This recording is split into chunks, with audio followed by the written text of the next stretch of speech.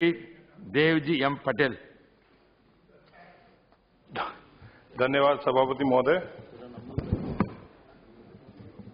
मुझे आपने अभी 4 मिनट कहा सभापति महोदय, मैं संकोच में आ गया। Otherwise you can pay 5 minute. हम एक कभी से मैं बैठे बैठे सुन रहा था, जय जवान जय किसान का एक नारा लगा था। सभापति महोदय, जवान देश की सीमा की सुरक्षा करते हैं, देश की सुरक्षा करते हैं। और यहीं पे हम पिछली बार एक बार बहुत लेट से बैठे थे, तभी एक सवाल उठा था कि भाई खाना नहीं पका है और हमारा किसान जो है वो खाना हमें पेश कर रहा है। उस अन्नदाता के लिए मैं यहाँ बोलने के लिए खड़ा हुआ हूं।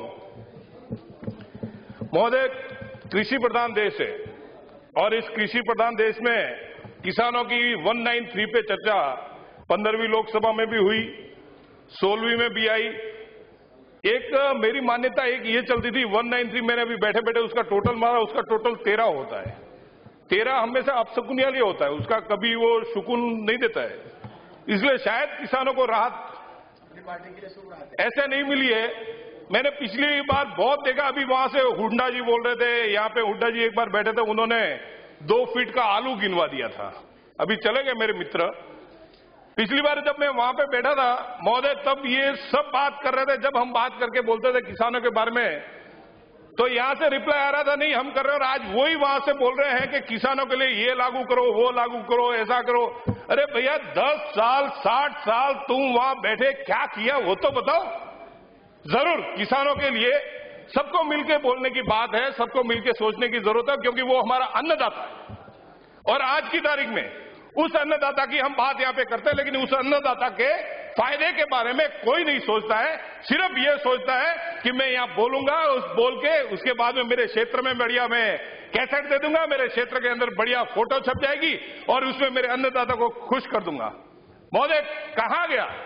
आज हम बोल रहे हैं, लाल बहादुर शास्त्री जी ने उस टाइम पे एक नारा दिया था जब भयंकर अकाल गिरा था।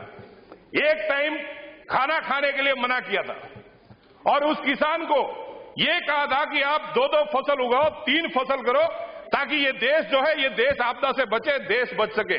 और हमारा वो किसान, उसने उस वादे को पूरा किया, उसने धान उगा के दिया। लेकिन हम क्या कर रहे हैं? आज भी उस किसान को आज भी ठग रहे। बैठे हैं यहाँ पे, बैठ के हम बात कर रहे हैं, नौकरियों में 6ठा वेतन आयोग, 7वां वेतन आयोग लगा, लेकिन किसानों का न्यूनतम मूल्य कहां पहुंचा? वो कोई नहीं बोलेगा। जब अटल बिहारी वाजपेयी जी ने नदियों से नदियों को जोड़ने की बात की थी, वो हकीकत में किसानों के हित की बात थी।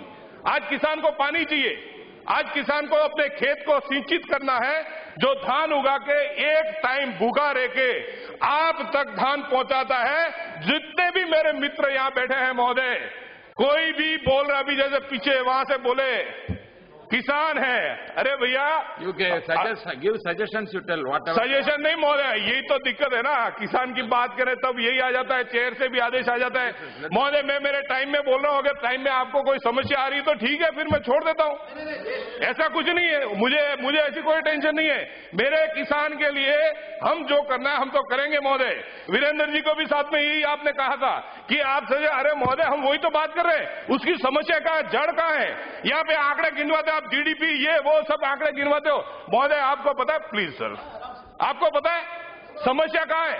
समस्या यहां है, जब किसानों का धान वहां पे बाजार में जाता है, बाजार में जब ऊंचे भाव पे जाता है, तब किसान अपने खेत में वो चीज डालता है। जब प्याज 80 रुपए पहुंचता है, तब किसान बोलता है मैं प्याज उगाऊंगा, मेरी बेटी की शादी करूंगा, मेरे घर के अंदर मैं रौनक लाऊंगा, मेरा मकान बनाऊंगा।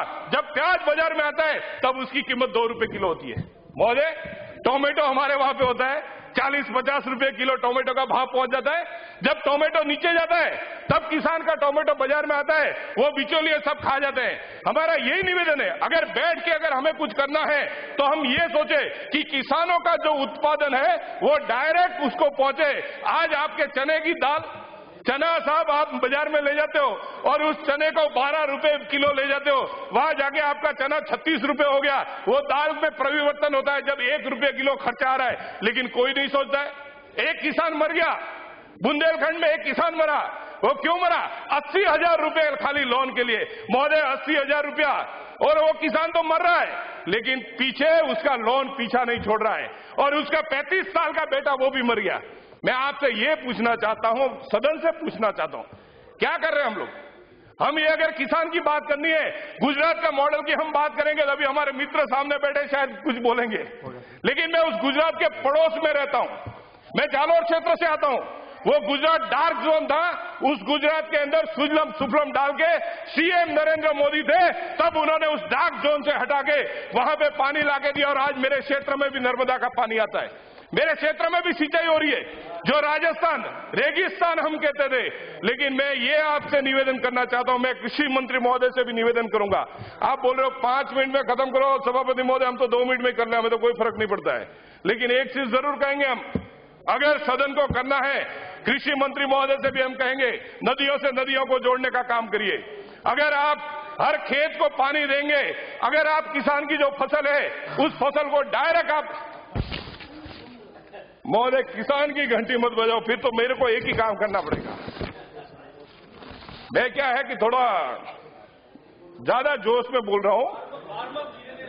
नहीं, मेरा ऐसा है, मेरी आदत है, लेकिन ये घंटी बजाते मेरे को तकलीफ हो जाती है। महोदय धरती रो सीनो चीण जीको, हरियालो सोनो निपजियो, सदियासू सगड़ी धरती रो, जो अन्नदाता कहलावे, हड़ियो हाक तो खेत में, जीवन भर हाड़ गाड़ियो, दिन रात अभावों में जीतो, अध भूखो रही और क्यों सोवे, यक्ष प्रश्न अगर सुलझाणो है, पेलो देश चलावणियो, ओज पीड़ा अब धर्म पंच पधारना, कुण जाण्यो दर्द किसानों रो मारा भाइयों।